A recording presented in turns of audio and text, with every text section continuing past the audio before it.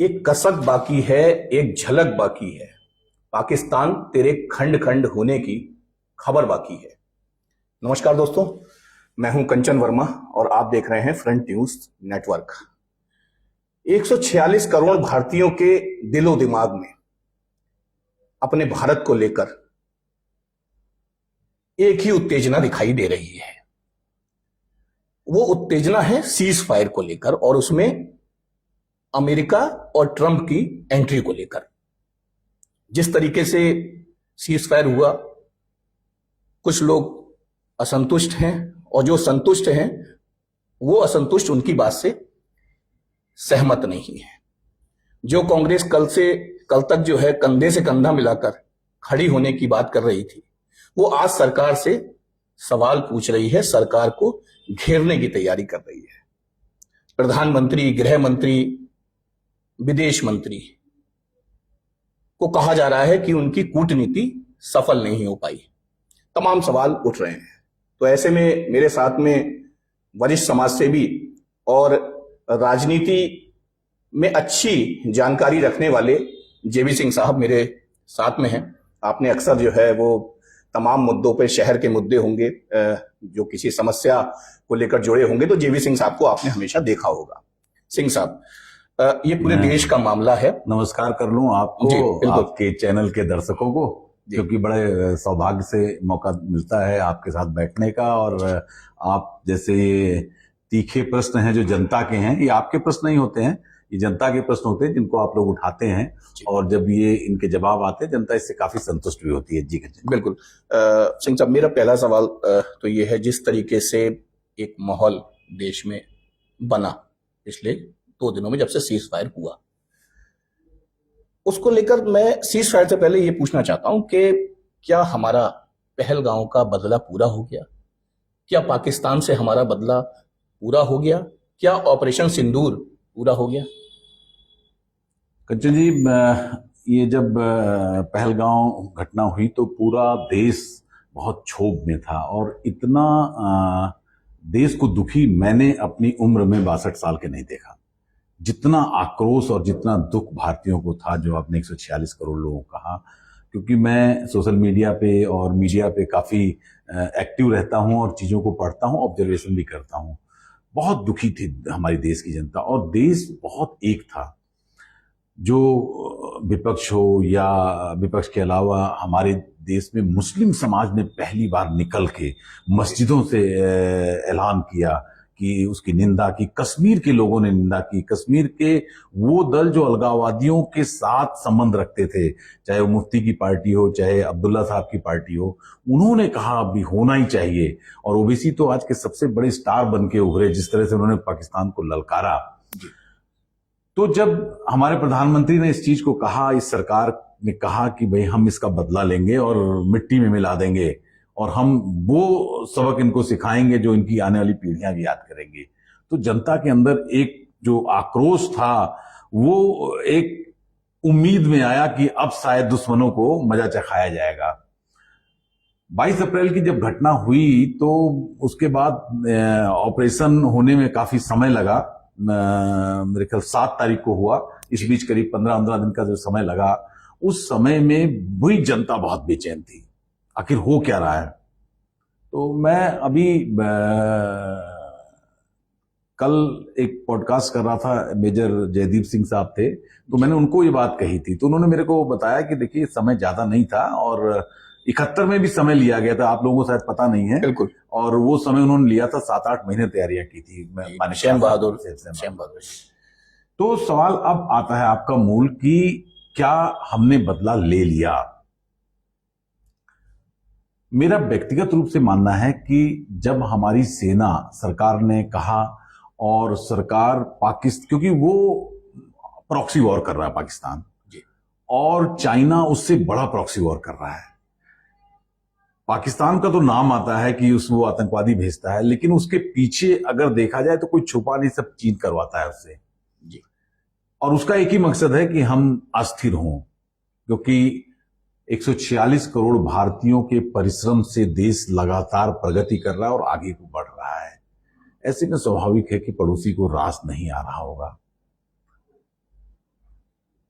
तो हमने अपनी फौज को, हमारी सरकार ने एक ताकत दी कि भाई आप करो, बिल्कुल खुली छूट दे दी। खुली छूट दी। और तैयारी करने के बाद जिस तरह से आक्रमण हुए, बदला पूरा हुआ कि नहीं हुआ इसकी कोई सीमा नहीं है, क्योंकि जनता में जितना आक्रोश है पिछले कई वर्षों से, उसको संतुष्ट करना सबको बहुत मुश्किल है जी। लेकिन फौज के अफसरों का जो जवाब आया और जो हमने अनुभव किया अपने आधार पे, जिस तरह से हमारे बनाए हथियारों ने दुश्मनों के हथियारों को हवा में मारा, वो मेरे ख्याल से आपने, हमने, सबने देखा। इस पूरे संघर्ष में अगर मैं कहूं कि क्या खोया और क्या पाया, तो मुझे ऐसा लगता है कि मेरे लिए काल्पनिक चीजें थी। जब मैं देखता, मैंने सबसे पहले इराक में जब पैट्रियट मिसाइल जब चली थी तो लाइव दिखाया जा रहा था, तो वो एक बड़ी बात थी। तो दुनिया, भारत के लोग तो क्योंकि बड़े धार्मिक होते हैं और अपने परंपराओं में ज्यादा खोए रहते हैं, उनको महाभारत, रामायण सब याद आने लगी। बोले यार इसके मतलब हमारी चीजें सही थी वो। तो उसके बाद हमने इजराइल को देखा, किस तरह उसके डोम, हमने सुना कोई डोम होता है उसमें सारे उनके जो भी हमला करेंगे वो उसको हवा में रोक देंगे। तो मैं व्यक्तिगत रूप से कंचन जी सोचता था कि क्या हमारे लोग, हमारी सेना, हमारे वैज्ञानिक भी ऐसा कर सकते। तो मेरा अपना सवाल होता था अपना ही, मैं यार हमारे बस का ये सब नहीं है, हम ये सब कहाँ कर पाएंगे, तो बड़ी ऊंची तकनीक है और विकसित देशों का काम है। लेकिन मैं अपने वैज्ञानिकों को और अपनी सेना को मैं सत सत नमन करता हूं और मैं उनकी क्या प्रशंसा करूं, जिस तरह से उन्होंने इस वॉर को, एक नए तरीके का वॉर था बिल्कुल, और उसको जिस तरह से उन्होंने इंटरसेप्ट किया, मैं तो एकदम मतलब मेरे पास शब्द नहीं, मैं कैसे प्रशंसा करूं। हमारी क्षति हुई होगी, मैं नहीं कह रहा हूं कि क्षति नहीं हुई, तो बाद में धीरे धीरे करके पता चलेगा उनकी कितनी क्षति हुई। तो दोनों देश अपने अपने आंकड़े दे रहे हैं, वो कह रहे हैं हमने फतेह कर लिए, कह रहे हैं हमने जीत लिया। इन सब चीजों से हटके अगर शिक्षित समाज में हम बैठे हैं, तो कुछ ना कुछ हमारे पास भी सोचने और समझने की क्षमता है, हमको विश्लेषण करना चाहिए। निश्चित तौर पे ये परंपरागत जो लड़ाइयां, युद्ध होते थे, उससे एकदम अलग था। हमारा सीधा सेना का मकसद था आतंकवादियों को, पालने पोसने वालों को नेस्तनाबूद करना है जी।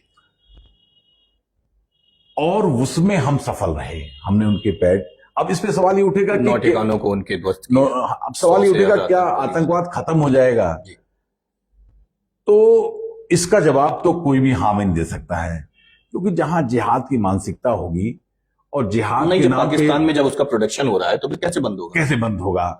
हम पाकिस्तान को, अब देखिए, जैसे पाकिस्तान को हम खत्म भी कर दें तब भी नहीं खत्म हो सकता वो तो आतंकवाद। लेकिन हाँ, ये जरूर है कि एक दहशत हमारी सेना ने पैदा करी है, और मेरा मानना व्यक्तिगत रूप से, मेरे से सहमत हुआ जा सकता है कि हमारी सेना ने जो चाहा वो कर लिया। मुझे ऐसा लगता है सिंह साहब, इसमें जो बड़ी नाराजगी है वो दूसरे देश के हस्तक्षेप की है। जिस समय सीज फायर का ऐलान हुआ तो ट्रंप सबसे पहले टीवी पे आए, जबकि ना हमारे रक्षा मंत्री, ना हमारे विदेश मंत्री, ना हमारे जो है वो प्रधानमंत्री आए। सबसे पहले ट्रंप का बयान टीवी पे आता है कि साहब सीज फायर के लिए दोनों देश तैयार हैं। मुझे लगता है ऐसे में ये सीधा दखल माना गया जी। और इसको लेकर लोगों में ज्यादा नाराजगी है कि भाई हमारे मामलों में हम विकसित देश हैं, हमारे मामलों में कैसे कोई देश इस तरीके से कह सकता है कि भाई रोकिए, डांट के हमसे, और उन्हें डांट के कह सकता है आप रोकिए।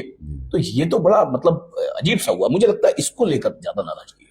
हाँ सही, नहीं नाराजगी तो देखिए कंचन जी, मैंने फेसबुक पे पोस्ट लिखी थी सीज फायर हुआ, और फिर शिवसेना ने अपने यूबीटी में जो है अपने मुखपत्र में जो है वो इसका पूरा सवाल भी पूछे हैं सरकार से। मैं जिस दिन ये सीज फायर हुआ तो उससे पहले मैंने एक पोस्ट लिखी थी, जिस दिन हमने ऑपरेशन शुरू किया, कि मैंने लिखा था कि प्रधानमंत्री जी, देश की जनता संतुष्ट है। मैंने एक लाइन लिखी थी जी। जब ये सीज फायर हुआ तो मैंने लिखा कि देश की जनता ऑपरेशन से जितना संतुष्ट थी, सीज फायर से उतना असंतुष्ट है। आपने जो बात कही है वो जनता की आवाज आप उठा रहे हैं। मैं सुबह मॉर्निंग वॉक करता हूं तो मेरे दोस्त भी मेरे ऊपर एकदम से आक्रमण करते हैं, ये क्या तरीका है। अब हम तकनीकी पहलुओं पे आए। आपने जो सवाल उठाया कि तीसरा देश कौन होता है हमारा समझौता कराने वाला, जी, नहीं, वो ना सरपंच बन गया, वो सरपंच देखिए बन गया। मध्यस्थता तो देखिए मध्यस्थता तो कोई भी कर सकता है, हाँ, ठीक है, नहीं। अच्छी बात है, शांति के लिए मध्यस्थता करना अच्छी बात है, ठीक है भाई, युद्ध कोई एक वो नहीं है कि युद्ध से ही सारी चीजें हों, शांति व्यवस्था, लेकिन वो जिस तरीके से सरपंच बना उसमें दिक्कत है। पहले दिन का आक्रोश ये था कि सीज फायर ही नहीं होना चाहिए था। अब हम बड़ा मौका आ गया, हम बहुत थक गए, हम बहुत दुखी, कितनी जाने हमने गंवा दी, अब ये निपटाओ इसको।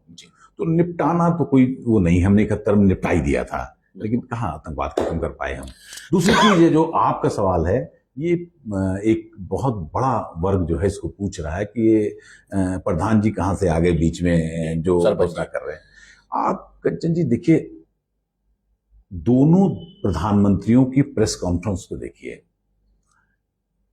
शहबाज साहब जब आते हैं, शहबाज शरीफ आके स्टेटमेंट देते हैं कि मैं अपने मित्र देशों जिसमें अमेरिका है, तुर्की है, कतर है, अरब अमीरात है, और लास्ट में कहते हैं हमारे सबसे खास दोस्त चीन को मैं शुक्रिया अदा करता हूं कि उन्होंने हमारा समझौता कराया। देखिए लाइन, ये पहले दिन जब बयान देते हैं, हमारे प्रधानमंत्री का कल बयान आता है, वो कहीं भी किसी देश का नाम नहीं लेते हैं और कहते हैं हमने संघर्ष विराम किया।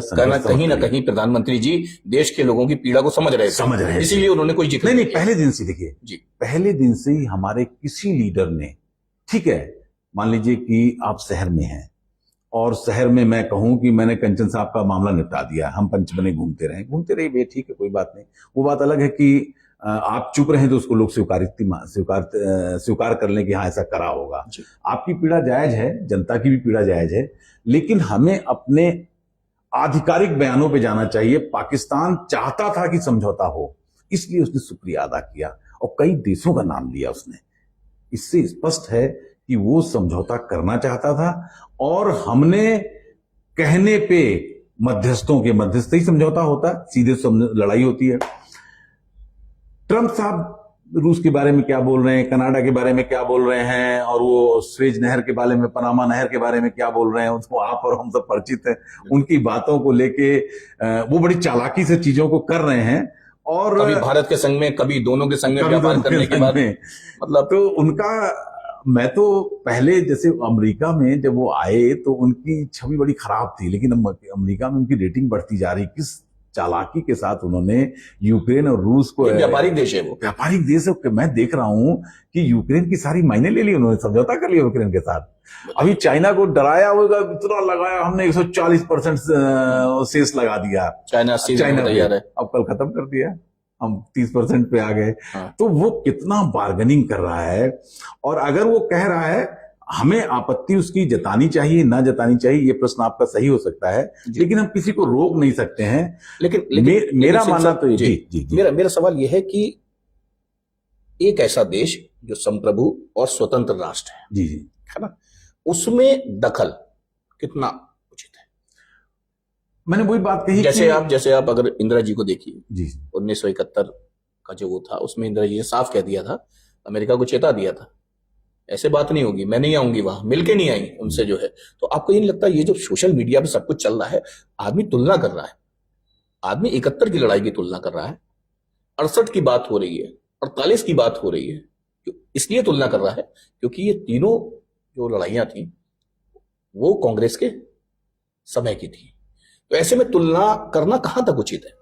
देखिए, तुलना 71 का युद्ध निश्चित तौर पे हमारी विजय और हमारे गौरव के लिए बहुत बड़ा एक उदाहरण है। लेकिन आपको नहीं लगता उस समय अगर 90,600 सैनिक जो हमने वापस किए, उनकी बेल्ट उतरवाने के बाद, उनकी पकड़ करने के बाद हमने वापस किए, वो हमारी कहीं ना कहीं एक बड़ी चूक थी कि हमने उनकी वापसी कर दी और हमने कहीं ना कहीं एक संधि कर ली?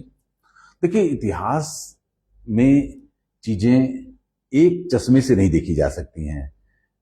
तत्कालीन परिस्थितियां क्या रही हों, इतिहास तो जरूर पूछता है सवाल कि भाई आपने युद्ध लड़ा 71 में, हमारी सेना ने बड़ी बहादुरी से और बहुत कुर्बानी दे के और बहुत पैसा खर्च करके युद्ध लड़ा और जीता। जैसा कि आपने बताया, 90,600 सैनिकों को हमने सरेंडर कराया। वो इतिहास में एक बहुत बड़ी घटना है और उस घटना से मुंह नहीं मोड़ सकते हम। हमने क्या हासिल किया, इसकी विवेचना हमारी सेना, हमारे तत्कालीन लीडर ने जरूर की होगी, और हमें एक टीस है कि शायद हम बहुत सी चीजें शिमला समझौता में मनवा सकते थे, नहीं मनवाई। वही सेम परिस्थिति आ जाई। एक विशेषज्ञ ने कहा, बहुत अच्छी बात कही, कि हमारी सेना जंगे मैदान में युद्ध जीत लेती है, पाकिस्तान को धूल चटा देती है, लेकिन हमारे लीडर टेबल पे धूल चाट जाते हैं। बिल्कुल। ये क्या है? ये मेरी समझ से परे है। आप शायद इस पे ज्यादा प्रकाश डाल सकते हैं कि ऐसा क्यों होता है कि हम समझौता के समय कमजोर पड़ जाते हैं, अंतर्राष्ट्रीय दबाव में, अपने देश की परिस्थितियों में। लेकिन मेरा मानना यह है कि आपने शुरुआत में एक बात कही थी ना, हमारी संस्कृति, हमारा आचरण, हमारा वो सब चीजें जो भारत में है, वो कहीं ना कहीं वही है कि दया भाव वाली दृष्टि है कि भाई टेबल पे इसीलिए हार जाते हैं कि बहुत सारी चीजें दया भाव में जो है वो स्वीकार कर लेते हैं। आपको नहीं लगता?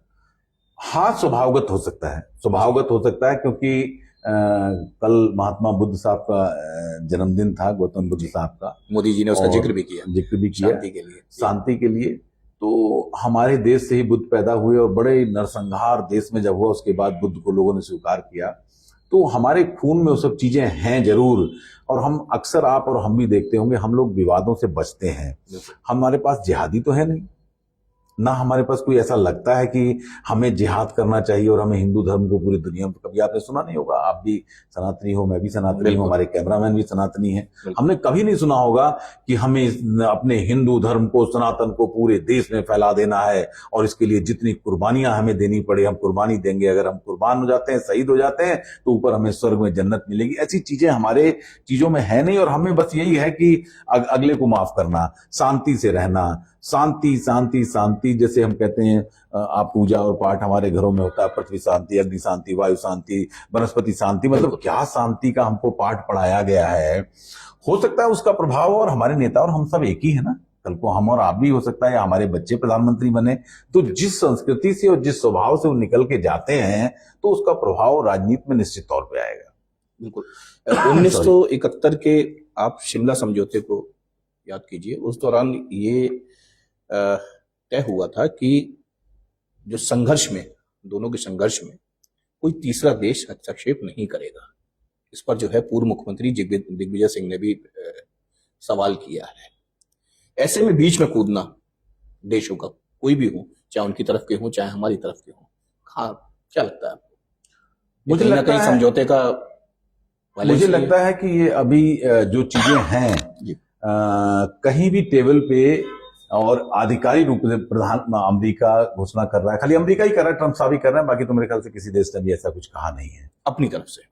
उनकी तरफ से तो खुल के नहीं, उनकी तरफ से तो खुल के तुर्की है, हाँ, वो लोग बात कर रहे हैं, वो लोग बात कर रहे हैं, है ना, वो लोग बात कर रहे हैं। लेकिन हमारे देश से अभी आधिकारिक रूप से इसको ना तो कहा गया, ना स्वीकार किया गया है। ट्रंप साहब के अलावा दुनिया का कोई देश कह भी नहीं रहा है कि हम इनकी शांति करा देंगे। भारत ने स्पष्ट कर दिया है कि हम, अभी तक आपको याद होगा कि दोनों परमाणु शक्ति राष्ट्र हैं, बिल्कुल, इनके दोनों के बीच में तनाव उचित नहीं है, रोकिए, समझाइए, परमाणु युद्ध हो सकता है, स्वाभाविक है। लेकिन जिस तरह से स्पष्ट संदेश हमारे प्रधानमंत्री ने दिया है, स्पेसिफिक कहा उन्होंने, अब परमाणु ब्लैकमेल नहीं चलने वाला है। दुनिया को संदेश दिया, ये पाकिस्तान को संदेश नहीं दिया। पाकिस्तान नंगा है, इसमें कोई शक नहीं है कंचन भाई। इसको, और जो आदमी नंगा होता है उससे आप जीत भी नहीं सकते। वैसे जीत सकते हैं, लेकिन वो जो उसकी जो पराकाष्ठा है उस तक हम लोग नहीं जा सकते। ये इस पे मैं आता हूं सवाल पे। मैं उस संदेश को जब मैंने अध्ययन खूब, उन्होंने जो बोला है, मैंने बहुत बड़ी बात है, बहुत बड़ी कहा होगा, निश्चित तौर पे दुनिया को कहा है कि आप जो हमको डराते हो ना, ये तनाव मत करो, तनाव मत करो, अब ये तनाव चलेगा नहीं, ब्लैकमेल। ये मैसेज एक अमेरिका को, मुझे लगता है अमेरिका को दिया है, बिल्कुल निश्चित तौर पर दिया। जो आपने कहा ना, अक्सर लोग ये बात, चलो जियो पॉलिटिक्स हो या हमारे मोहल्ले की पॉलिटिक्स हो, मुझे पहले दिन जब ये शुरू हुआ था और फिर जब रुका, तो आपने एक पोस्ट डाली थी कि ये जियो पॉलिटिक्स भी हो सकती है। लेकिन जब आपने कहा अगर आगे बढ़ता है तो मान लीजिए फिर, हाँ, वो मैंने लिखा था, मुझे ऐसा होता है दुनिया में। तो जियो पॉलिटिक्स में जो जानकार लोग हैं, वो इन सब चीजों को बड़ा मजा लेके बातें करते हैं। वो उन्होंने कहा कि यार जैसे ना कहते हैं गांव में, मैंने बताया कि हमारे अड़ोस पड़ोस में हो, सामान्यतः देखा होगा जो कोई शराब पी के चला है या आपको गाली दे रहा है, या आप ऐसा कोई नंगा फटीचर आदमी आ जाए बोले यार जान छुड़ाओ, वो आपको, मैं देखा थाने में खड़े हो जाता है। एक शराबी था रामपुरा में, बिल्कुल, वो जाके थाने पे खड़ा होता था और इंस्पेक्टर को नाम लेके गाली देता था। तो लोग कहते इसको उठाओ, बोले क्या करूं इसका मैं, इसके पल्ले तो कुछ है ही नहीं, बिल्कुल, इसको मैं जेल में भी डाल दूं तो क्या करूंगा। सेम जो आपने सवाल उठाया कि नंगा, ओवैसी साहब को मैं फिर बार बार कह रहा हूं, बोले ये फटीचर, ये नंगे, ये भिखमंगे, उन्होंने क्या क्या शब्द नहीं प्रयोग किए पाकिस्तान के, ये हमारे मुंह में एक दिन के हमारे दुश्मन नहीं है, एक दिन में निपटा दें, हम तो सिर्फ इंसानियत के कारण चुप है। मुझे लगा विपक्ष का रोल अच्छा रहा, लेकिन अभी लड़ाई खत्म नहीं हुई है, लड़ाई खत्म नहीं हुई है। मुझे लग रहा है कि विपक्ष ने जल्दबाजी कर दी मोदी जी से या सरकार से सवाल करने में, सीज फायर को लेके। देखो, सीज फायर को लेके जिस तरीके सवाल किए जा रहे हैं, सवाल उठ रहे हैं, सोशल मीडिया में चीजें हो रही हैं, तो ये सब चीजें जल्दबाजी हैं, क्योंकि अभी युद्ध खत्म नहीं हुआ है। मोदी जी ने खुद कहा है और ये भी चेताया है कि न्यूक्लियर की धमकी से हम डरने वाले नहीं हैं। तो ऐसे में नहीं लगता आपको विपक्ष को भी थोड़ा सा सहनशीलता से काम लेना चाहिए? नहीं, इस बात से मैं सहमत नहीं हूं। विपक्ष की भूमिका इस बार और पूरे देश की भूमिका, वो चाहे किसी दल से हो, किसी धर्म से हो, किसी क्षेत्र से हो, सबकी बहुत सकारात्मक रही। उस पर सवाल हम नहीं खड़ा कर सकते हैं। आतंकवाद के खिलाफ सभी खड़े हुए और जिस मजबूती से इस बार खड़े हुए, मैंने अपने अनुभव नहीं देखा। भाजपा विपक्ष में नहीं है जी, और 71 के युद्ध में पूरा देश एक हुआ था, कोई ऐसी वो बात नहीं है, लेकिन उससे भी ज्यादा एकता इस बार मुझे देखने को मिली। एक चीज, दूसरा जो आपने कहा जल्दबाजी नहीं है। देखिए, आम लोग इस सवाल को उठा रहे हैं, तो विपक्ष और नेता कैसे चुप रहेंगे भाई? मैं बता रहा हूं, सुबह मैं घूमने जाता हूं, जो कट्टर भाजपा को वोट देने वाले हैं वो मेरे से पूछ रहे सवाल। तो जो पार्टियां, ये लोकतांत्रिक देश है, कल आपको सवाल पूछने नहीं, आप जनता के सवाल पूछेंगे, चुपचाप बैठे रहेंगे, लोग क्या कहेंगे, कंचन जी आपने क्या कार्यक्रम किया? कल जब मोदी जी स्पीच दे रहे थे तो बहुत से लोगों ने मोदी जी का चेहरा पढ़ने की कोशिश की। उन्हें लगा कि उनके चेहरे पे कुछ उदासी, तमाम लोगों ने इस चीज को कहा, फेस रीडिंग की। तो तमाम लोग चीजें एनालिसिस करते हैं, सब होता है। तो निश्चित तौर पर इसमें मैं ये कहना चाहता हूं सिंह साहब, आपको नहीं लगता कि कहीं ना कहीं कूटनीति हमारी फेल हो गई? उसकी एक वजह ये रही कि अगर आप देखिए कि जब से ये पूरा मामला हुआ, सबसे पहले पाक के संग तुर्की आया। तुर्की के बाद जो है वो चाइना ने खुलकर कह दिया कि पाक की संप्रभुता के साथ में छेड़छाड़ होगी तो हम खड़े हैं। वो रशिया जिसे हम अपना मानते हैं, वो खुलकर जो है हमारे पक्ष में नहीं बोला। अमेरिका का दोहरा चरित्र है, आप खुद बता चुके हैं और बताने की जरूरत भी नहीं है। इसके अलावा जो OIC है, वो भी जो है पूरी तरह 48 देशों का जो है ऑर्गेनाइजेशन ऑफ इस्लामिक कॉर्पोरेशन, 48 देशों का समूह है, पूरा पाकिस्तान के साथ में खड़ा रहा। हमारे साथ में एक भी देश खुलकर नहीं आया, एक भी देश, नॉट ए सिंगल, जिसने कहा हो कि हम इंडिया के साथ में हैं। आपको नहीं लगता कि हमारी कूटनीति कहीं ना कहीं जो है वो फेल हुई है? देखिए, क्या है कि कूटनीति के ऊपर इतनी जल्दी कोई भी असेसमेंट करना मेरे लिए मुश्किल है, लेकिन लोग ये बात कर रहे हैं कि कूटनीतिक रूप से हम सफल नहीं रहे। मैंने इस पे काफी लिखा भी है। जो दक्षिण एशिया में परिस्थितियां बनी जी, और जो विश्व में परिस्थितियां बन रही हैं चीन के साथ साथ, कभी दो ध्रुवों में जब देश बटा, दुनिया बटी हुई थी, तो हम गुटनिरपेक्ष के तहत रहते हुए भी रूस के साथ थे। पिछले 3 सालों में क्या हुआ कि अब 3 साल से पहले जाइए आप, चीन एक शक्ति के रूप में उभरा, और हमें, आपको पता है कि चीन ने तो जाना ही था वहां। तुर्की का पिछले 5, 6, 7, 8 वर्षों से बिल्कुल उसको मुस्लिम लीडर बनना है, और हम इसके एवज में अरब अमीरात, कतर या सऊदीया, इन देशों को हम अपने साथ लेके बहुत अच्छे इन्वेस्टमेंट के साथ हम उनके साथ संबंध बना के रखे। उन्होंने भी भूमिका अच्छी नहीं निभाई, आतंकवाद का विरोध किया। अमेरिका की भूमिका तो अच्छी नहीं थी। हमारे पड़ोसी देश जितने हैं, बांग्लादेश की स्थिति आप देख ही रहे हैं, हमारे साथ तो मतलब ही नहीं। नेपाल ने कहा वो बांग्लादेश जैसे हमारे साथ जिसने हमने बनाया 71 में, बताइए, जिसको लोग तुर्की है, जब आपदा आई हमारे यहाँ से पूरा जो है वो शिप गया वहां पर सामान ला मदद करने के, के लिए। दवाइयां लेके। आज वो तुर्की हमारे खिलाफ खड़ा हुआ देखिए, दो चीज आप के साथ, ये सही बात है कि जिस तरह उसके साथ चीन और तुर्की, अजरबैजान और ओआईसी में पूरा बहुमत नहीं बन पाया। ओआईसी ने एक प्रेस कॉन्फ्रेंस जारी करी, उसके बाद सऊदीया और कतर, इन्होंने सबने कहा नहीं हम हर तरह के आतंकवाद का विरोध करते हैं। इन्होंने कहा इस्लाम पे अगर वो आएगा तो चाइना ने भी नहीं, हाँ, तो इस्लाम ने वो खुल के नहीं आए। चाइना भी दोहरी अमेरिका वाली चाल चलता रहा। हम लास्ट में उसने कहा लास्ट जब सीज फायर, जब उन्होंने देखा अमेरिका बीच में एंट्री कर रहा है, तो कहीं ना कहीं उसने कहा हर तरह के आतंकवाद का विरोध, क्योंकि आतंकवाद को आप यूएन में जाके हमारा कंडेम करते ही रहे, हमारे आतंकवादियों को आप शामिल नहीं होते रहे। तो परिस्थितियां, दो चीजों, एक तो हम परिस्थितियों का निर्माण करते हैं, एक कुछ परिस्थितियां बन जाती हैं। आज चाइना सुपर पावर है, सिर्फ अघोषित कही या घोषित कही है जी। लगभग 60 देश ऐसे हैं जो चीन के कर्ज तले दबे हुए हैं। जो चीन चाहेगा वो करेगा जी। चीन को चुनौती देने के लिए अगर कोई देश भविष्य में तैयार हो रहा तो भारत है। सब जान रहे हैं, समझ रहे हैं, मैं, आप, ये दुनिया समझ रही है। इतना होने के बावजूद अगर आपका देश, यानी दूसरे तीसरे नंबर की लड़ाई है। हाँ, दूसरे तीसरे नंबर, हम चौथे नंबर पे चौथे आने वाले हैं हम। जी। मेरा दूसरा सवाल है कि आप देश की विल पावर को देखिए। आपको पता चीन हमारा साथ नहीं देगा, आपको पता तुर्की हमारा साथ नहीं देगा, यूएस, आपको पता है कि यूएस कभी भी व्यापार के अलावा कुछ नहीं करेगा। और रूस के जो हालात है हमारे दोस्त के, वो बेचारा फंस गया। वो इसीलिए फंस गया ना, जो आज हम भावुक हो रहे हैं कि निपटा देना चाहिए था, वो बेचारा निपटा ही रहा था, निपटाते निपटाते खुद ही निपट गया।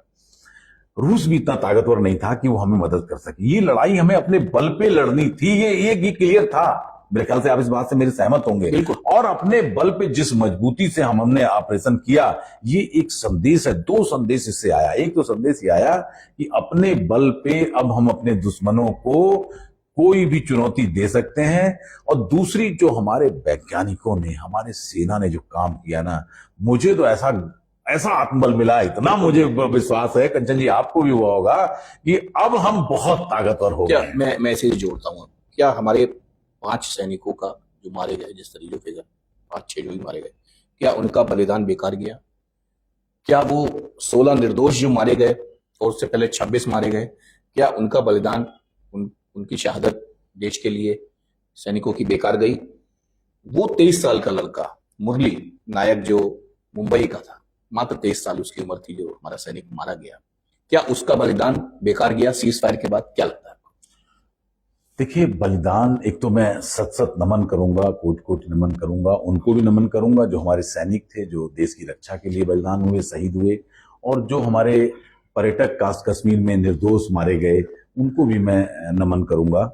और हमारी कुर्बानी बेकार गई, हमारी शहादत बेकार गई, इससे मैं आपसे इत्तेफाक नहीं रखता हूं। उनकी कुर्बानी ने देश को जो दिया है उसको समझने के लिए अभी और समय लगेगा। और जिस ताकत के साथ, जिस क्रोध ने हमारे देश की जनता को एक किया और देश पूरी ताकत के साथ खड़ा हुआ इस कुर्बानी के कारण, इस शहीदी के चंडीगढ़ में तो हजारों लाखों युवा इकट्ठा हो गया कि तो ये उनकी कुर्बानी है, ये उनकी शहादत है। ये देश इस शहादतों पे ही खड़ा हुआ है, चाहे स्वतंत्रता संग्राम रहा हो, चाहे अन्य तमाम तरह की चीजें रही हो। ये बलिदानी की नींव है, ये नींव पे देश खड़ा हुआ है। और उन्होंने भारत के अंदर जो गुस्सा पैदा किया उनकी कुर्बानी ने, वो गुस्सा ही आज इस लेवल पे निकला कि हम युद्ध में उस रूप में, मैं ज्यादा तो नहीं कहता हूं, मेरा विश्वास नहीं होता समाचारों को, मीडिया के, इतना झूठ फैल गया है समाचारों का कि अब तो सच बातें भी झूठ लगने लगी हैं। लेकिन जो कई तरह से देखें, इस एंगल से, कई एंगलों से देखें, तो जो दुनिया में चर्चा, मैं अपनी बेटी से पूछता था कल सिंह साहब, थोड़ा सा रोक रहा हूं जी। कल रात मैंने मुझे सूचना मिली, अमृतसर से किसी ने फोन किया, मेरे मित्र के द्वारा फोन आया कि वहां ब्लैकआउट हो गया, फिर से ड्रोन देखे गए हैं। जी। मैंने सोशल मीडिया जब तलाशी, सोशल मीडिया में तो मुझे पंजाब केसरी वगैरह ये सब दिखा रहे थे। जी। बाकी किसी बड़े चैनल पे मुझे देखने को नहीं मिला कि ड्रोन फिर से घूम रहे हैं, ब्लैकआउट हो गया है। अमृतसर को जाने वाली, जो अमृतसर से वापस करी जा रही है वो फ्लाइट दिल्ली को, कुछ भी देखने को नहीं मिला। क्या लगता है, जो मीडिया का जो चरित्र रहा है पिछले 20 दिनों में, देश के लिए कितना सही मानते हैं उसे? लोगों का विश्वास टूटा है। देखिए, दो चीज मैं आपको बताऊं, लोकतंत्र में जो सबसे बड़ी ताकत है। क्या क्या आपको लगता है कि आज तक को इस खबर के बारे में नहीं पता होगा, एबीवीपी को इस बारे में नहीं पता होगा, रिपब्लिक को नहीं पता होगा? ये सब कहाँ थे? एक इंडिया टीवी दिखा रहा था, एक पंजाब केसरी दिखा रहा था, या फिर सोशल मीडिया में देखने को मिल रहा था कि उनके ड्रोन आ गए हैं और हम गोलीबारी हो रही नहीं है। आया विजुअल भी नहीं, आज तक मैंने जब तक देखा, मैंने जब तक देखा नहीं, तब तक आज तक में नहीं। वो लगातार लाइन चल रही थी कि ब्लैकआउट हो गया है, नीचे चल रही थी, नीचे ब्लैक नहीं, वो बाकी फोटो दिखा रहे थे मेन में। हाँ। लेकिन दो चीज पे मैं आना चाहता हूं, क्योंकि मैं एक आज तक मैंने देखा अमृतसर, आज तक अमृतसर जो था उनका सोशल मीडिया था, उसमें मेन चैनल में वहां का आ रहा था, अमृतसर का नहीं था, वो कश्मीर सांबा का था कि वो उनके ड्रोन आ गए हैं और हम उनको रोक रहे हैं, ब्लैकआउट हो गया है। हाँ। तो ये समाचार, बात ये तो छोटी सी बात है। बात यह है कि जिस तरह का मीडिया ने रोल किया, मैंने जैसे आपसे कहा ना, सच्चाई ढूंढनी पड़ रही है। और इस बार जो 20 दिन में विश्वास खोया है ना इस मीडिया ने अपना, इसको पाने में इसको बहुत समय लगेगा। सबसे बड़ी चीज क्या है, लोकतंत्र की ताकत है कहां? लोग प्रेस के बारे में बातें बहुत करते हैं। मैं कहता हूं लोकतंत्र का चौकीदार मीडिया को, जिसको चौथा स्तंभ कहा जाता है, मैं इसको पहला स्तंभ कहता हूं। आज आप बताइए, कौन हमको बताता है कि हमारी सरकार की कमियां, हमारे विपक्ष की कमियां, प्रशासन, शासन, कहां से हमें पता चल रहा है? बड़ी बात यह है कि बड़ी बात यह है सिंह साहब कि मीडिया खुद को ना सत्ता के समानांतर बिल्कुल रख के सत्ता के साथ चलने की कोशिश कर रहा है, जबकि मीडिया मजबूत विपक्ष होता है। नहीं, मजबूत विपक्ष होता है, मजबूत जो सरकार से सवाल करता है। कंचन जी मेरी बात, लेकिन आप कंचन जी, मैं दूसरी बात कहना चाह रहा हूं। जिस देश का मीडिया, हम कब गुलाम हुए थे? जब चारण कवि पैदा हुए थे। बिल्कुल, जब चारण कवि पैदा हुए थे ना, तब हम गुलाम हुए थे। अब चारण मीडिया अगर पैदा हो जाएगी ना, उस दिन हम खत्म हो जाएंगे। मतलब गोदी मीडिया, बाहर मीडिया के बाद अब चारण मीडिया आएगा। चारण मीडिया, ये चारणी मीडिया है ना। बिल्कुल। जो अब भाई, आप सरकार के बारे में वो काल्पनिक बातें बताएंगे, सरकार की कमियां बताइए, निंदक नियरे राखिए, आंगन कुटी छवाए। अगर मीडिया सरकार की कमियों को उजागर नहीं करेगी, जनता का शोषण होगा, निश्चित तौर पर भ्रष्टाचार बढ़ता ही जाएगा, सरकार निरंकुश होती जाएगी। तो एक मीडिया अपनी जान पे खेल के, आपको अखबार चलाना है, आपको विज्ञापन लेने हैं, और आपको उसी अफसर जाके उसकी शिकायत भी करनी है। क्या दोहरे आप दुधारू तलवार पे चल रहे हैं मीडिया? और ऐसे में अगर मीडिया अपने कर्तव्य के मार्ग से हट जाती है तो उसका नुकसान नहीं है। खास तौर पे मेन स्ट्रीम मीडिया में देखने को मिला। मेन स्ट्रीम मीडिया ने लोकतंत्र की तबाही का वो एक, आप उसको शुरुआत मान लीजिए, लोकतंत्र खत्म होने की स्थिति में आ जाएगा। जिस दिन मीडिया इन लेवलों पे जा रही है, आप निश्चित जान जाइए, या तो तानाशाही पैदा होगी, या देश का पतन होगा, या देश गर्त में चला जाएगा। बिल्कुल, आप ही के सवाल को आगे बढ़ा रहा हूं। क्या आपको नहीं लगता कि ऑपरेशन सिंदूर की आड़ में हमने ये सवाल सरकार से नहीं पूछे या जिम्मेदार लोगों से नहीं पूछे कि वो 6 आतंकी कैसे घुस आए, कैसे निकल गए और उनके ठिकाने क्या थे? ये सवाल तो हम सरकार से पूछ सकते हैं, लेकिन आज तक इसका जवाब किसने नहीं दिया। सुरक्षा में चूक हुई, आप मानते हैं या नहीं मानते हैं? नहीं, मेरे हिसाब से चूक हुई, और सरकार ने पहले पुलवामा, उसके बाद जो है आपका पहलगांव। आप इसको दूसरे तरीके, आपको तमिल आतंकवाद याद होगा जी, लिट्टे वाला। बात मेरी हो सकता है कड़वी लगे, आपके चैनल के दर्शकों को कुछ बुरा लग जाए, लेकिन जो सच्चाई है, जो लिखी हुई है, लिट्टे का आंदोलन कैसे सरकार निपटी? लिट्टे से तो निपट नहीं पा रही थी, और उससे बड़े आतंकवादी देश में पैदा हुए नहीं। जब स्थिति ऐसी हो जाए कि आपको यही ना पता चले आतंकवादी आ कहां से रहे हैं, जा कहां रहे हैं, छिपे कहां हैं, क्या मतलब है उसका? आपका सिस्टम फेल है? सिस्टम नहीं फेल है, वो आपके घर में ही। हाँ, आपके घर में स्लीपर बैठे हुए हैं। जाफना में जब ऑपरेशन चला, लाखों निर्दोष लोग। नहीं तो आप इसे ये कह सकते हैं कि लोकल इंटेलिजेंस जो हमारी थी, लोकल जो हमारी खुफिया टीम थी, वो कहीं ना कहीं फेल रही। मैं स्लीपर सेल भी हैं, मान लीजिए आपने कहा गली में बैठे हुए लोग हैं, ये जिहादी मानसिकता है जी। मैं आपको बताऊं, मैं यहाँ चर्चा नहीं करूंगा। फौज के अफसरों से, मेरे कुछ जूनियर लड़के वहाँ बड़े पोस्टों पे बैठे हुए हैं, बीएसएफ में हैं, सीआरपीएफ में हैं, आर्मी में हैं, और मैं सारे सिस्टम को जानता हूँ, उनसे बात करता हूँ। मैं यहाँ उसकी चर्चा नहीं करूँगा। आतंकवाद हमने आपने भी देखा था यहाँ, सिख आतंकवाद का दौर। बिल्कुल। जिस दिन सिखों ने चाहा आतंकवाद खत्म हो गया। आतंकवाद सरकार नहीं खत्म कर पाई, पंजाब हो चाहे यहाँ तराई हो, सिखों ने सहयोग नहीं दिया आतंकवादियों का, आतंकवाद खत्म हो गया। कश्मीर की जनता, बातें अच्छी अच्छी करिए आप, आदर्शवादी बातें करिए, कश्मीरियत और क्या क्या बातें होती रहती हैं, लेकिन जो कश्मीर के लोगों में जहर भर गया है, वो जिस तरह उनको पालते पोसते हैं, वहां सरकार नहीं, वहां कोई भी दुनिया की ताकत आतंकवाद को रोक ले, बहुत असंभव है। संभव तभी है जब एक तरफ से ऑपरेशन जाफना की तरह चले, निर्दोष तमाम लोग मारे जाएंगे उसमें, इसमें कोई दो राय नहीं है। क्या कर रहा है इजराइल? अस्पताल पे, स्कूल पे, होटल पे बम मार रहा है। क्यों मारता है? एक आतंकवादी छिपा होता है, 100 लोग मारे जाते हैं। एक आतंकवादी छिपा होता है उस हॉस्पिटल में, उसका इलाज चला तो पूरा बम गिरा देता है। क्या करेंगे आप? जाफना को आप देखिए, जाफना में उसके पास अपने हेलीकॉप्टर थे, फाइटर प्लेन थे, उसके पास शिप था। तो आपका मानना है कि हमें कोई कश्मीर ये दया भाव दिखाने की जरूरत नहीं है? कोई नहीं, जब तक वहां इस बार, क्योंकि भारत अब तक कहता रहा है कि हमने सिविलियंस को निशाना नहीं बनाया है, हमने सिर्फ आतंकी ठिकानों को निशाना बनाया है। क्या लगता है, दया भाव छोड़ देना चाहिए? बिल्कुल नहीं। मैं, अगर आपको कश्मीर से आतंकवाद खत्म करना है, इस बार पहली बार हमारे देश का मुसलमान जो देश प्रेमी है, 90%, 99%, उसको भी ये टीस है, उसको भी दर्द है। लेकिन कश्मीर में जो जहर पाकिस्तान ने घोल दिया है, उसके लिए सख्ती ही करनी पड़ेगी, जैसे जगमोहन साहब ने की थी एक समय पे, और आतंकवाद को कुचला था, कुचला ही जाता है बस। आप ये सोचिए कि बातचीत, रोजगार, आप उमर साहब का बयान तो देखिए, हमारी कई सालों की मेहनत पे पानी फेर दिया। क्या कहना है उनकी? उनकी पीड़ा समझिए आपको क्या कह रहे हैं। उस दिन तो वो लाइव भी आ गए थे कि मैं यहाँ पे बैठा हूँ, वहां पे मिसाइलें चल रही हैं, और वो ड्रोन देखे गए हैं, ड्रोन देखे गए हैं, वो खुद लाइव आके बोल रहे थे। ये सरकार के लिए बहुत बड़ा मौका है।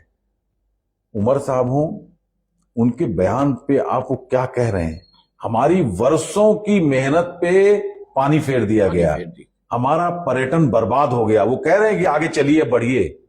उनका इशारा ये है कि इसको खत्म करिए, और इसका फायदा सरकार को, पाकिस्तान से ज्यादा जो ऑपरेशन करने की आवश्यकता है, वो जो कश्मीरियत है, उस कश्मीरियत पे करने की आवश्यकता, मेरा अपना मानना है। आप असहमत हो सकते हैं, आपके दर्शक आप, लेकिन मेरा मानना है जब तक वहां उसका इलाज नहीं होगा, वहां उनको सह नहीं मिलेगी। तुरंत पाकिस्तान से नहीं आ जाते हैं, आए और मारा और भागे पाकिस्तान। वो वहीं रहते हैं, वहीं छिपाए जाते हैं, वहीं पाले पोसे जाते हैं। जब तक उसको नहीं आप तोड़ोगे तंत्र को, तब तक आप इस पीड़ा को झेलते रहो। बिल्कुल। आपका मानना है कि जब हम जैश ए मोहम्मद के 7 आतंकवादी मार सकते हैं, तो जो जिन लोगों ने घुसपैठ की और हमारे पर्यटकों को मारा, वही मारे जा सकते थे, लेकिन कहीं ना कहीं कश्मीरियत के कारण जो है वो बच गए। एक बड़ा सवाल यह है कि अब हमारा विपक्ष जो है वो सर्वदलीय बैठक की मांग कर रहा है, और प्रधानमंत्री जी को उसमें चाहता है कि वो बैठे, सवालों के जवाब दें। कितना उचित मानते हैं आप इसको? नहीं, उचित है। विपक्ष को जो मांग है एकदम उचित है, मैं उसका समर्थन करता हूं। और सर्वदलीय बैठक भी हो, संसद का सत्र भी बुलाया जाए। आज नहीं बुलाया जाए तो एक आश्वासन दिया जाए कि हम 1 हफ्ते में, हो सकता है कहा कि विराम अभी खत्म नहीं हुआ है, क्योंकि पाकिस्तान से उम्मीद कर 3 घंटे में ही सीज़फायर पाकिस्तान ने तोड़ दिया। हाँ, तो मैं ये नहीं कहता हूं कि आप तुरंत बुलाइए, लेकिन आप प्रधानमंत्री आए और कहें विपक्ष जो मांग कर रही है वो जायज है, और हम बैठेंगे। थोड़ा हमें समय दीजिए, सेना को हमें अपनी तरफ से क्लियरेंस देने दीजिए, और विपक्ष की मांग के साथ मैं सहमत हूं। एक, हमने 9 आतंकी ठिकाने तबाह किए हैं, जबकि हमने चिन्हित किए हैं 15। अभी 6 ठिकाने बाकी हैं। जी, क्या मानते हैं, मौका है? मुझे लगता है कि चाणक्य की एक नीति है, मैं उससे काफी सहमत हूं। उस नीति को गांधी जी से भी जोड़ा जाता है। इतिहासकार बिपिन चंद्र पाल साहब हैं, उन्होंने भी लिखा है, संघर्ष, समझौता, संघर्ष, सफलता के लिए संघर्ष। एक होता है सतत संघर्ष। सतत संघर्ष आपको सफलता के लिए बहुत कुर्बानियां मांगता है, और उसके कारण अगर कहीं असफल होते हैं तो निराशा और कुंठा इतनी आ जाती है कि लोग ताकत से आपके पास आएंगे नहीं। संघर्ष, समझौता, संघर्ष में क्या होता है, संघर्ष हुआ, एक लेवल पे पहुंचाया, समझौता में कुछ भी हासिल किया, ले लीजिए, तत्काल लोग निराश होंगे, लेकिन क्योंकि निराशा, उस नुकसान उतना नहीं हुआ रहेगा कि आदमी जब दोबारा आह्वान हो तो आपके साथ ना खड़ा हो, तो दूसरी ताकत के साथ फिर आइए, आप बदमाशी करेंगे, हम फिर आपको वही मारेंगे। एक बार मारा, 2 बार मारा, 3 बार मारेंगे। जरूरी है, 6 अड्डे भी मिटने चाहिए। उसको है नहीं कोई ना, जैसे आपने कहा नंगाई है, तो नंगाई क्या इलाज है? नाराजगी अपनी हो सकती है देश को लेके, या असंतुष्ट लोग हो सकते हैं, लेकिन जिस तरीके से हमारे विदेश सचिव को ट्रोल किया जा रहा है, उनके परिवार पे, उनकी बेटी, उनकी पत्नी पे हमले किए जा रहे हैं, उनको अपना सोशल मीडिया अकाउंट भी जो है वो प्राइवेट करना पड़ा है। लोगों ने उनकी बेटी और वाइफ की फोटो लगा के कितना मानते, इस हद तक जाना कहां तक उचित है? देखिए, 2 चीज है ना, आप सोशल मीडिया पे या तो नियंत्रण लगाइए, जब नियंत्रण नहीं है, ये समाज है। और जयशंकर साहब जैसा कूटनीतिक, पूरी, मैं तो उनको बहुत फॉलो करता हूं, दुनिया में उनके इतने फॉलोअर हैं, और जो उसके पास क्लियरिटी है ना, मुझे नहीं लगता कि भविष्य पीछे कभी इतना बड़ा विदेश मंत्री हमको मिला होगा, और भविष्य में मिलेगा, हम कैसे उम्मीद छोड़ें। ट्रोलर का क्या है, ट्रोलर इधर से उधर, किसी के लिए फायदेमंद नहीं, किसी के लिए फायदेमंद नहीं है। ऐसे लोगों को गौर नहीं करना चाहिए उनको, आप, क्योंकि मीडिया में तो मीडिया में जो प्रेस में नहीं आपके यहाँ होती हैं तमाम संस्थाएं जो आपको रोकती हैं कि भाई इसका आप उल्लंघन करेंगे तो आपकी संस्था खत्म, फलाना खत्म, तो मीडिया में भी ये सब चीजें आनी बहुत जरूरी। सोशल मीडिया क्योंकि इतना प्रभावी हो गया है। सोशल मीडिया में एक बात मैंने कही, सोशल मीडिया को मैं पहले समझता था ये वाहियात चीजें हैं, लेकिन एक किसी सज्जन का मैं बयान सुन रहा था, तो उन्होंने बताया कि देखिए, सोशल मीडिया और मीडिया का अंतर समझाया, हो सकता है वो 10-20% सही हो।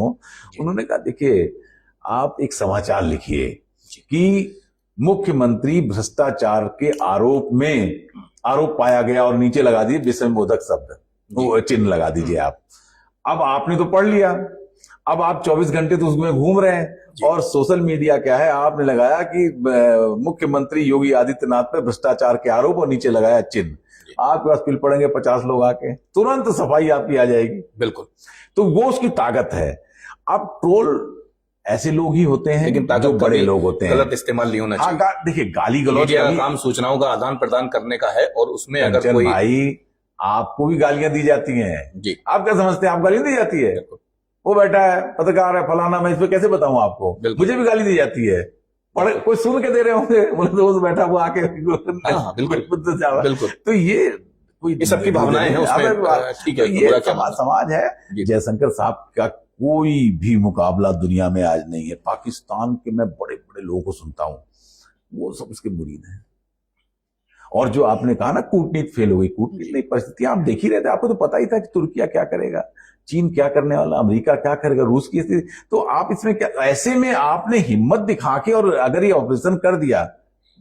लेकिन सिंह साहब, ये सबसे छोटी लड़ाई हमारी थी।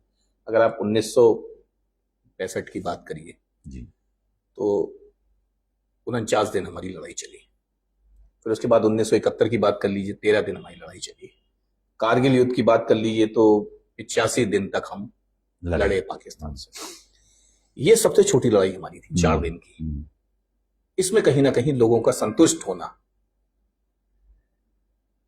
बहुत जरूरी है, मतलब क्योंकि इस देश के लोग अपने देश की आन बान शान के लिए मिलने मटने के लिए तैयार हैं, मरने के लिए तैयार हैं। देखिए, मैं अगर जिस तरीके से देखिए चंडीगढ़ में कितने युवा पहुंच गए कि हमें भी भेजिए, तो तमाम ट्रांसपोर्टरों ने अपने ट्रक जितने भी थे कह दिया ये लेके जाइए। इस मामले में देश बहुत आगे आ, तो कहीं ना कहीं जो है इस मामले में तो हम भारत माता जब कहते हैं तो माँ के सपूत सब तैयार हैं। सवाल यह है कि अगर 2 नजरिया हो सकता है, असंतुष्ट हैं, ये इसमें आपकी राय से मैं इत्तेफाक रखूंगा, बहुत आक्रोश है लोगों के अंदर कि इतनी जल्दी सब चीजें नहीं होनी चाहिए थी। लेकिन कंचन जी, अगर हम देखें, कारगिल युद्ध हमारा बहुत ही भयावह युद्ध था, उसमें हमको बहुत नुकसान हुआ। जो कर्नल साहब थे वो लड़े थे यहाँ का युद्ध, का नाम अपने कारगिल का, तो बता रहे थे कि हमने कितना संघर्ष झेला, और चोटियों में मोर्चा लेके बैठे थे, 6 महीने तैयारी करके बैठे थे वो, और वहां से मारते थे, हम कुछ कर नहीं पाते। लेकिन बोफोर्स तोप के बारे में जिक्र किया था कि बोफोर्स तोप के कारण जो बदनाम हुई थी हमारा, तो राजनीति में क्या चीज हो जाए और क्या काम आ जाए। जिस बोफोर्स के कारण राजीव गांधी प्रधानमंत्री पद से हटे, उस बोफोर्स ने कारगिल में बचाया आपको। और कारगिल युद्ध में हमने बहुत अपनी शहीदी दी, हमारे तमाम फौज के लोग उसमें शहीद हुए। अगर एक नजरिए से देखिए कंचन जी, जरा सा गुस्सा होता है। आप रुद्रपुर में घटना हुई संपत्ति को लेके, जी, क्या जेल चले, 2 लोगों को मार दिया, दोनों ही परिवार, वो दोनों परिवार खत्म। इस इतने से गैप को, महीन सा गैप है, हमारा आपका गुस्सा एक कदम अगर पीछे उठाता है तो कितना बचाव करेगा, आप इसकी कल्पना करिए। और एक गुस्सा आपको कितना गिरा देगा, आप इसकी कल्पना करिए। तो मैं अगर इसको 13 दिन 71 के युद्ध की उपलब्धि मानता हूं, तो मैं 3 दिन के सीज फायर को उससे बड़ी उपलब्धि मानता हूं। ये एक चीज है post traumatic stress disorder, PTSD। ये वो चीज होती है कि जिन लोगों के परिवार वाले या अपने मारे गए हैं और उन्होंने वो दृश्य देखा है, भयावह दृश्य, तो वो 20 साल बाद भी जो है वो उस दृश्य को याद करके कांप जाते हैं। सीमा पर जो लोग हमारे रह रहे हैं, सीमा किनारे जो हमारे गांव हैं या जो एरिए हैं जो बसे हुए हैं, उनमें कहीं ना कहीं आप कैसी कल्पना कर सकते हैं कि इस टाइम उनका क्या, मतलब अपने देश के संग खड़े हैं लेकिन एक साइड से गोलीबारी हो रही है, उनके अपने भी, ऐसा नहीं है हमारे लोग भी तो मरे ही। तो ये जो चीज है इसके बारे में भी हमें सोचना होगा। युद्ध से बचना चाहिए, लेकिन कूटनीति हमारी ऐसी होनी चाहिए कि हम सामने वाले देश को मार सके। तो दोस्तों, जेवी सिंह साहब से बहुत अच्छी वार्ता हुई और बहुत ही सकारात्मक और एक पॉजिटिव, क्योंकि मैं आपको मानता हूं कि रुद्रपुर में अगर कोई भी मुद्दा होता है तो उस पर बहुत ही सकारात्मक लहजे में और बहुत ही पॉजिटिव तरीके से अपनी बात को लोगों के बीच में रखते हैं। आज भी रखा और युद्ध के नफा और नुकसान भी बताए। इसके साथ ही ये भी कहा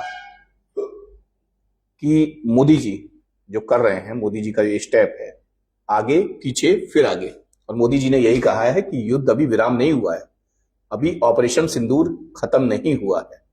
दोस्तों, निराश होने की कोई जरूरत नहीं है। तमाम लोग असंतुष्ट हैं कि सोशल मीडिया पर एक बार सा चल गया है कि साहब 56 इंच का सीना और वो क्या वो सब चल रहा है। दोस्तों, निराश मत होइए, कहीं ना कहीं हमारी सरकार है, और जब प्रधानमंत्री, देश का प्रधानमंत्री अगर आके टीवी स्क्रीन पर बोल दे रहा है, सभी से संबोधित कर रहा है देश के नाम कि न्यूक्लियर पावर की हमें धमकी ना दी जाए, तो ऐसे में आपको अपने आप को सुरक्षित मानना चाहिए, निगेटिव खबरों से, अफवाहों से बचना चाहिए और देश हित में सोचना चाहिए। तो बने रहिए फ्रंट न्यूज नेटवर्क के साथ। नमस्कार।